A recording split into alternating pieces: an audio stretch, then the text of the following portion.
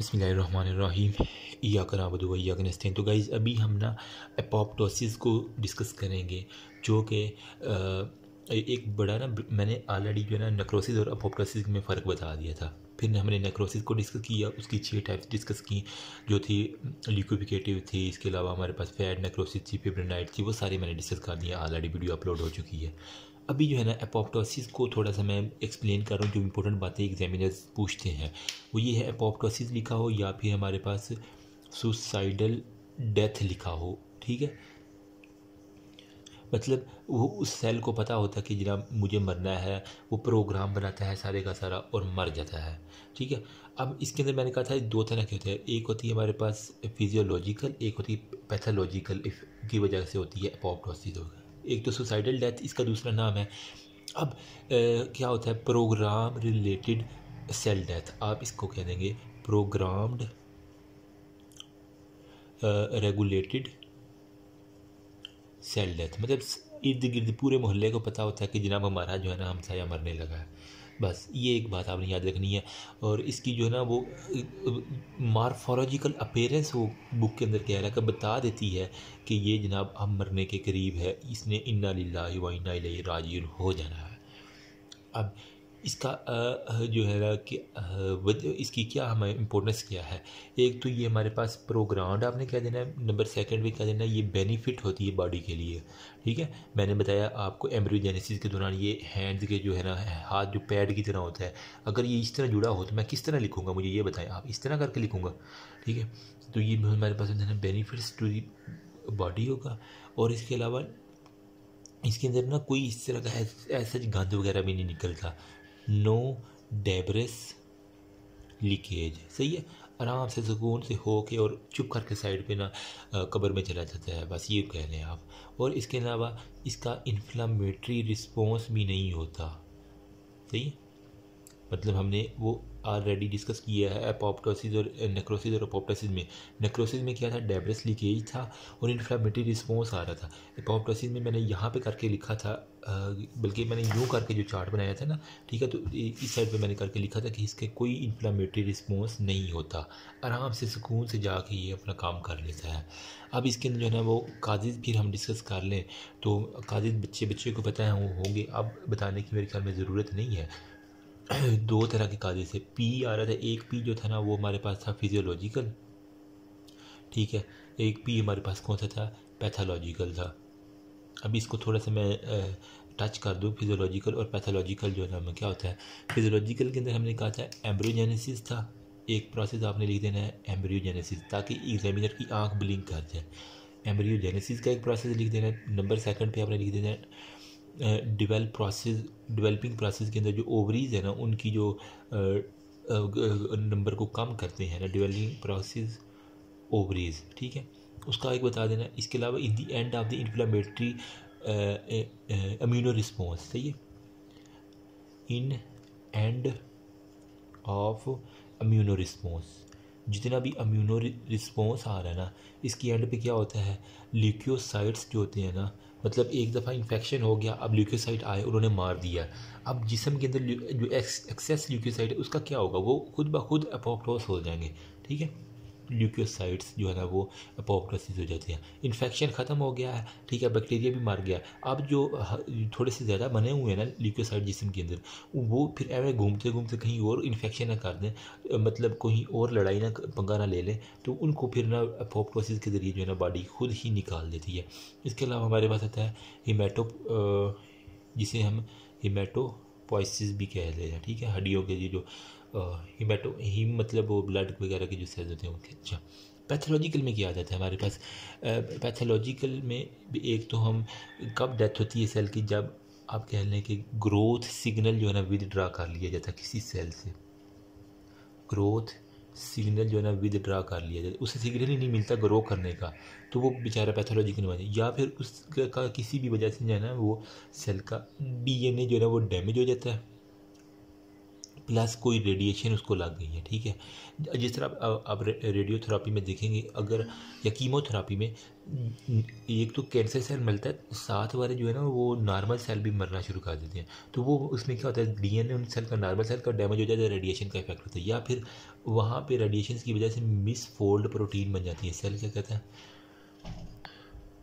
Cell उसको recognise करता है कि ये मिस फोल्ड है जनाब, ये किसी काम की नहीं है, इसको एज अ फॉरेन बॉडी लेता है। मैकेनिज़्म क्या है एपोप्टोसिस का, यहाँ तक समझ आ गई है ना। अभी मैं आपको जल्दी से मैकेनिज़्म बता दूँ जो कि बहुत इंपॉर्टेंट है, फिर हम बुक की तरफ चलते हैं। अच्छा, इसको मैं सारे का सारे मिटा रहा हूँ, आप इसका स्क्रीनशॉट ले लें, नहीं तो पीछे करके थोड़ी सी वीडियो ना, ठीक है। जो इसके दो तरह के आपको ना पाथवेज मिलेंगे मैकेनिज़्म के अंदर। इसको यूँ करके बता देता हूँ चलिए, ताकि हमारे पास भी सक्सेस हो। अगर वाइट बोर्ड थोड़ा सा इतना होता है ना, मज़ा आ जाना था। मैंने कहना था यार एनी यार अवेलेबल ही यही था, अब मेरी मर्ज़ी तो नहीं ना चलनी हर जगह, ठीक है। मैकेनिज़म्स के अंदर जो है ना हमारे पास दो मैकेनिज़्म होते हैं। एक हमारे पास होता है इंट्रिंसिक, ठीक है, पाथवे। एक हमारे पास होता है इंट्रिंसिक पाथवे, और सेकंड वन पे हमारे पास होता है एक्सट्रिंसिक पाथवे। एक्सट्रिंसिक पाथवे, एक इंट्रिंसिक पाथवे, एक एक्सट्रिंसिक पाथवे। जो इंट्रिंसिक पाथवे होता है ना, इसका दूसरा नाम अगर आपसे कोई पूछ ले तो वो होता है हमारे पास माइटोकॉन्ड्रियल पाथवे। माइटोकॉन्ड्रियल पाथवे, ठीक है। इंट्रिंसिक पाथवे या माइटोकॉन्ड्रियल पाथवे एक ही नाम है। इसके अंदर क्या होता है, बेसिकली हमारे पास माइटोकॉन्ड्रिया जो है ना उसकी इन्वॉल्वमेंट जो होता है ना वो ज़्यादा होती है, इस वजह से हम इसे कहते हैं। होता क्या है, पहले हम इंट्रिंसिक को डिस्कस करते हैं, फिर एक्सट्रिंसिक की तरफ जाएंगे। ये सारा एपोप्टोसिस का हम डिस्कस कर रहे हैं, जो कि प्रोग्राम सेल डेथ थी। अब इसके अंदर होगा क्या, सिग्नल जो होता है ना वो जाएंगे, वो क्या करेंगे, या कोई भी स्टिमुलस वो कह रहे हैं आप, ठीक है। स्टिमुलस जाएगा किसकी तरफ, ऐसी चीज़ें जो उस सेल को ग्रो करवा रही थी उसको रुकवाना है। तो मैं कह सकता हूँ सिग्नल जो है ना वो किस किस के लिए होगा। एक तो हमारा जो ग्रोथ स्टिमुलस है ना, ग्रोथ फैक्टर, ठीक है, उसको कम करेगा ये वाला स्टिमुलस। नंबर सेकंड पे मैं कह देता हूँ वो जो डीएनए है ना उसकी डैमेजिंग स्टार्ट करवा देगा, डीएनए को डैमेज जो है ना वो करवाना शुरू कर देगा। नंबर तीन पे जो हमारे पास है ना मिसफोल्ड प्रोटीन, ठीक है, उनकी रिकॉग्निशन करवा लेगा, मिसफोल्ड प्रोटीन की recognition. Intrinsic mitochondrial growth signal हो गया। अब क्या होगा, जो सिग्नल है ना इसको थोड़ा सा मैं डिस्कस कर दूँ। तो हमारे पास सिग्नल बुक के अंदर उसने लिखा हुआ है कि BH3 सिग्नल, ठीक है। BH3 जो होता है ना वो एक सेंसर के तौर पे एक्ट करता है, जो कि डिटेक्ट करेगा किसको, BCL फैमिली को।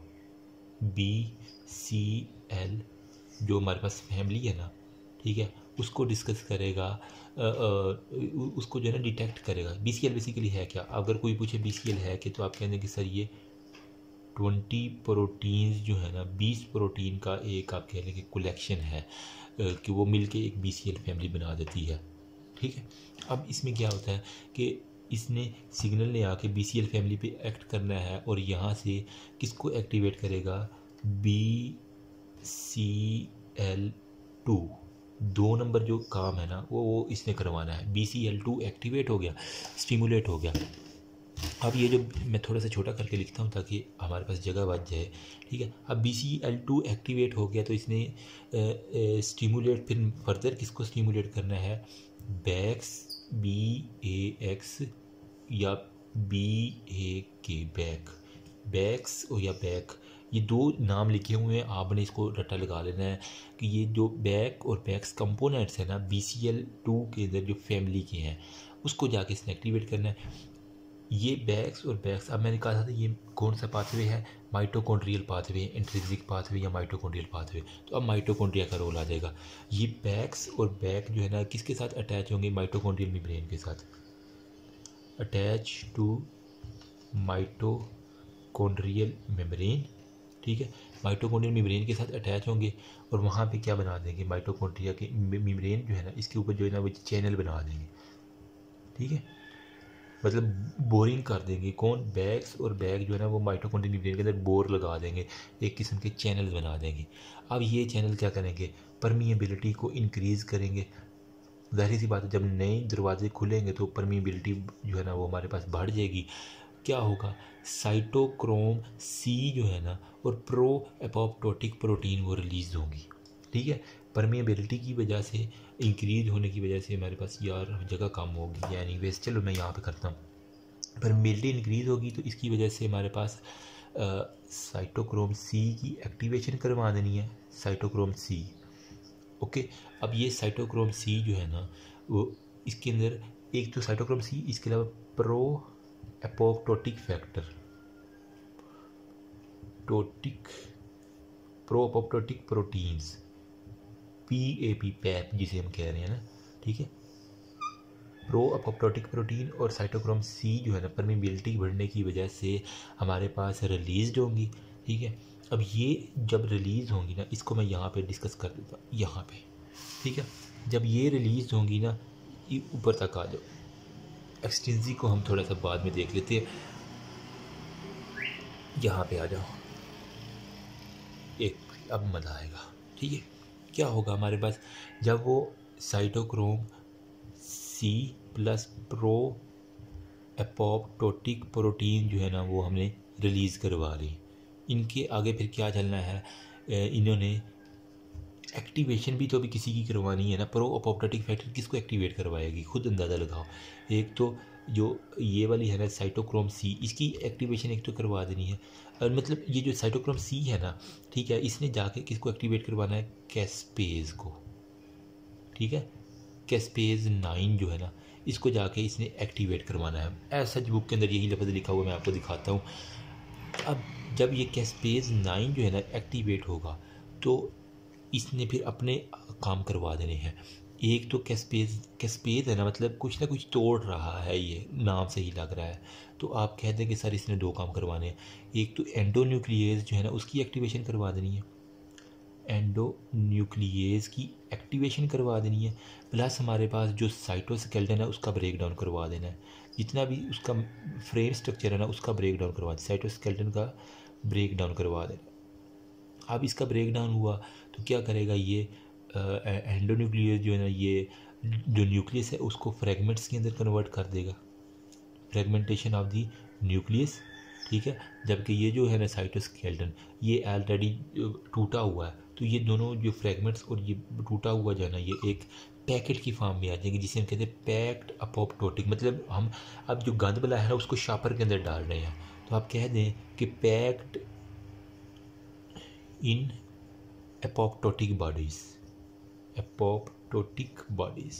ठीक है, नाम में ही काम है, हम एपोप्टोसिस का कर रहे हैं, तो एपोप्टोटिक बॉडी जो है ना एक गंदी सी शापर, गंदा शापर आप कह लें कि बन जाएगा। किसका? जिसके अंदर फ्रेगमेंट्स होंगे न्यूक्लियस की, और साइटोस्केलेटन जो हमने ब्रेक किया था ना कैस्पेज 9 की वजह से हमने एक्टिवेट किया था साइटोक्रोम सी ने कैस्पेज 9 को, इसने ये सारे का सारा काम किया। अब ये प्रो एपोप्टोटिक बॉडी जो है ना ये देगी सिग्नल जिसे हम कहते हैं ईट मी सिग्नल।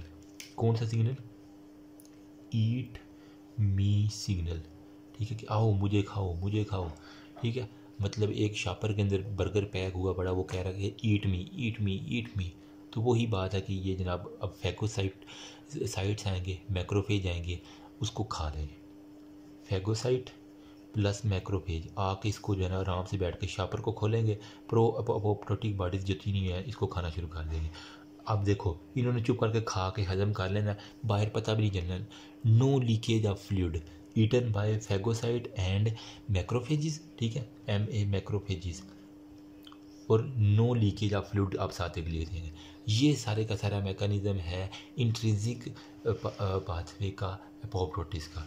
ठीक है, एपोप्टोसिस के इंट्रिंसिक पाथवे माइटोकॉन्ड्रियल है, सिग्नल के ग्रोथ होगा DNA और मिसफोल्ड प्रोटीन की वजह से जो हमारे पास BH3, इसने क्या किया BCL फैमिली जो 20 प्रोटीन है उसको जाके जो है ना उसमें वहाँ से BCL2 को एक्टिवेट किया, वहाँ से बैक्स और बैक जो है ना 2 जो सिग्नल है वो अटैच हुए, ये जो कंपोनेंट अटैच हुए माइटोकॉन्ड्रिया के साथ, उन्होंने चैनल बना दिए, परमिएबिलिटी इंक्रीज़ की। परमिएबिलिटी जो ही इंक्रीज होगी तो साइटोक्रोम सी और प्रो एपोप्टोटिक जो है ना प्रोटीन वो रिलीज होंगी। साइटोक्रोम सी ने जाके जो है ना वो कैस्पेज 9 को एक्टिवेट करना, उसने न्यूक्लियस जो है ना उसकी एक्टिविटी को बढ़ा देना है। न्यूक्लियस मतलब न्यूक्लियस को तोड़ने वाला, तो उसने ब्रेक डाउन करना है न्यूक्लियस को फ्रेगमेंट्स के अंदर, साइटोस्केलेटन को ब्रेक डाउन करवानी है। शापर के अंदर पैक होंगे प्रोपोप्टोटिक बॉडी, फैगोसाइट और मोनोसाइट आएंगे, उसको ईट मी सिग्नल दे के खा जाएंगे। ये था इंट्रिंसिक पाथवे किसका, हमारे पास सारे के सारे एपोप्टोसिस का। अगर जी किसी ने स्क्रीनशॉट लेना है तो ले लेना, मैं भी बुक से आपको दिखा देता हूँ कि हमारे पास मैंने क्या क्या डिस्कस किया है। तो गाइज ये मैंने ऑलरेडी स्टडी कर रखा था, ठीक है, सोचा आपके साथ बता दूं। मैकेनिज्म ऑफ एपोप्टोसिस में वही कह रहा है कि एक्टिवेशन ऑफ एंजाइम कैस्पेज जो होता है ना, ठीक है, जिसे हम सिस्टीन प्रोटीएज भी इसका दूसरा नाम है, आप खुद पढ़ लीजिएगा, ठीक है। मैं माइटोकॉन्ड्रियल या इंट्रिंसिक पाथवे की वो बात कर रहा है। क्या था सारे का सारा साइटोक्रोम सी और अदर प्रोटीन जो है ना वो एंडोजीनियस इनहिबिटर एपोप्टोसिस, वो सारी की बात। 20 प्रोटीन किसका कह रहा था वो, कि जो हमने यहाँ पे देखी थी 20 प्रोटीन किसकी, BCL फैमिलीज़ की, तो वही है। वहाँ से फिर BCL2 2 नंबर मैंने बताया था आपको, उसकी एक्टिवेशन करवा के जो BCL फैमिली, वहाँ से फिर BH3 हमने BCL2, ठीक है, वहाँ से फिर कह रहा कि BH3 ये वाला सिग्नल, ये BH3 सिग्नल उसकी वो बात कर रहा है। BH3 जो है ना वो प्रोटीन, वो सारे का सारा जो है ना वो थर्ड एंड मल्टीप्लाई करेगी, वो बैक्स और बैक जो प्रो अपोप्टो एक्टिवेट कर दिए, ठीक है। बैक्स और बैक जो है ना वो pro apoptotic but cytochrome C की एक्टिवेशन, वो सारी की सारी बैक्स और BCL2 और BCL वो कैस्पेज 9 की एक्टिवेशन करवा दी। फिर क्या होगा, फिर फिजियोलॉजिकल इनहिबिटर्स हैं, ठीक है। BCL2 और BCL लिमिट करते हैं माइटोकॉन्ड्रियल प्रो अपोप्टोटिक प्रोटीन के साथ, वो सारे के सारे BCL2 और BCLX वो सारे के सारे, ये सारे के सारे इंट्रिंसिक पाथवे के। देखो यहाँ पे है अपोप्टोटिक में बैक्स और बैट है, जबकि एंटी अपोप्टोसिस में BCL2 अगर जो सिग्नल हमारे पास आ रहे हैं ना, और BCLXL ये दो आ रही हैं हमारे पास एंटी अपोप्टोटिक मॉलिक्यूल, BCL2 और BCLXL ये एंटी अपोप्टोटिक बॉडी, ये बस आपने बात याद रख लेनी है।